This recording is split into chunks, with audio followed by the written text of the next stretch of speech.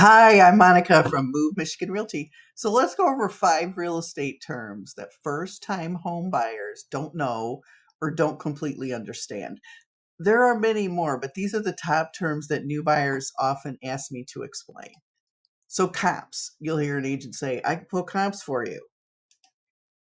So, comps is short for a comparable property. It's another house in the same area that's recently sold, is pending, under contract, or currently on the market. It has similar characteristics such as location, size, condition, and features.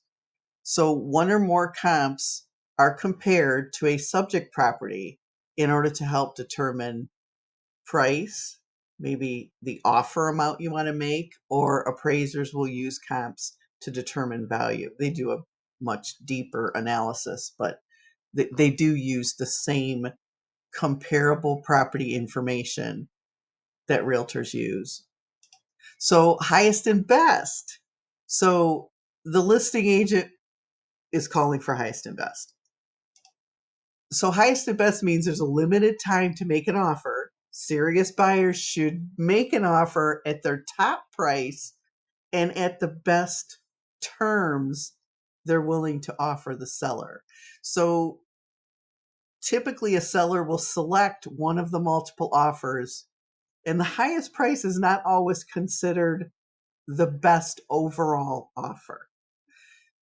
So you might not get a second chance to up your offer in a highest and best situation. So a lot of buyers will say, well, okay, can we start at 350, but I'd go to 400 if I had to. Well, in a highest and best situation, starting at where you're comfortable, let's see if the seller can counter me. Well, they can, but they probably wouldn't if there's other offers to pick from.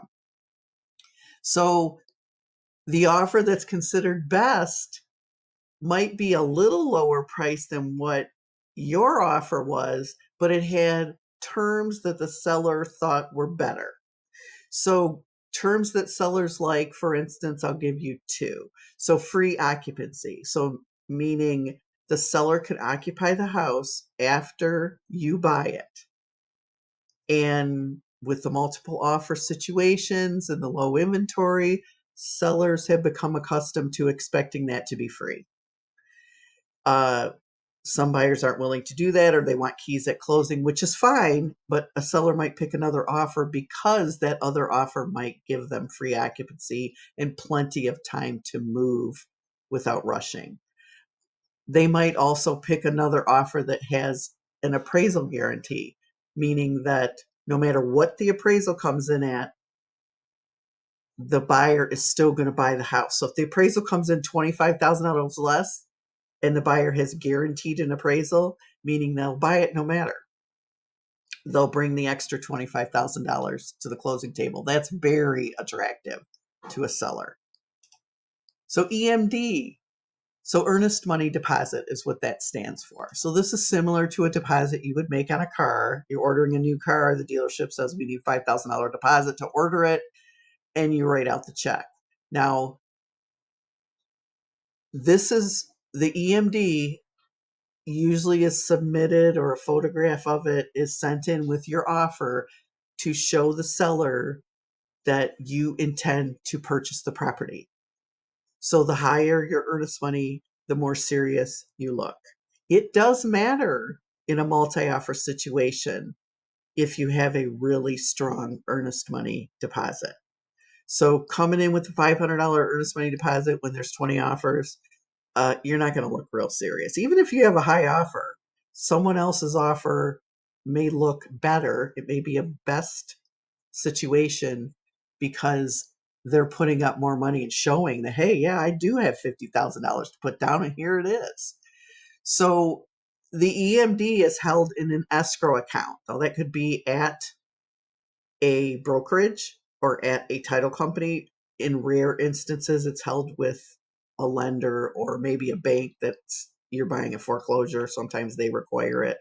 Um, but when you're under contract and your earnest money is deposited and part of that contract, now it's not so easy to just get your money back. So this is why you see a lot of people make small earnest money deposits that they're willing to just walk away from, $500,000. Uh, you don't see a whole lot of very large earnest money deposits anymore, because if things don't work out, the seller can claim that, whether they should be entitled to it or not. They can say, no, I'm not giving it back to you because you promised to buy my house. And you may have to settle it in court. So this is why you don't see a lot of really large earnest money deposits.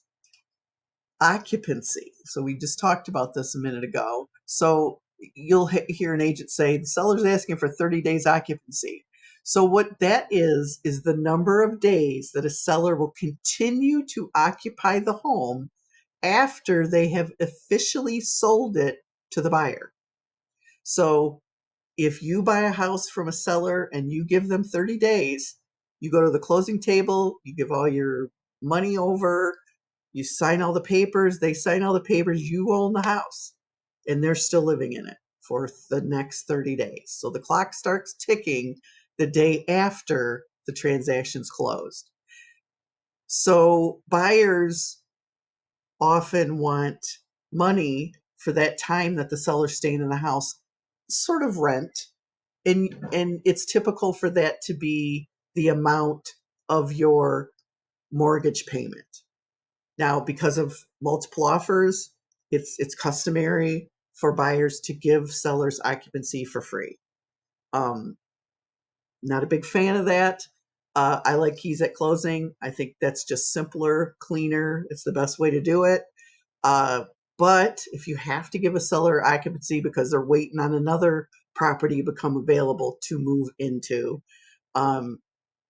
it's a good idea, even if you're giving them free occupancy, to ask for a deposit from their proceeds to make sure that they move out on time and that they don't damage the house. Generally, if it's a very nice house that they've kept up with, it's going to still be in fine condition. I mean, movers could, make a boo-boo and punch a hole in the wall or something. That does happen. But then you have a deposit that you can claim damages against and work that out after closing.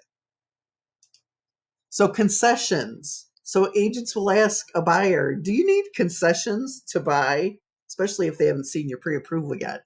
And, people are like, concessions? What's concessions? Like popcorn? So concessions refer to something of value that a seller offers or that a buyer asks for. So it can be money towards closing costs, a home warranty. It could be personal property like a riding lawnmower. It could be money for repairs, for improvements, carpet, for a new deck. So anything that the seller agrees to give you as part of the transaction should be within the purchase agreement. So if it's agreed to after the purchase agreement, it needs to be an addendum. So it always needs to be in writing. So in some cases, buyers and sellers become very friendly with each other and they may communicate outside of their realtors. And yeah, I'm going to leave that mower for you. It's a shake hand deal. Well, then, oops, my nephew needed a new mower and I gave it to him because his broke and he's got a new baby and I took it with me. Well, there's no recourse then if it was a handshake. So it needs to be in writing.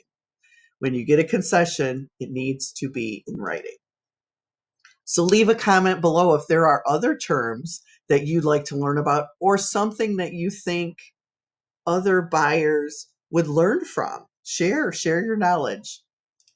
So thank you for watching another Realty Reel from Monica with Move Michigan Realty. You can find us at moveMIRealty.com.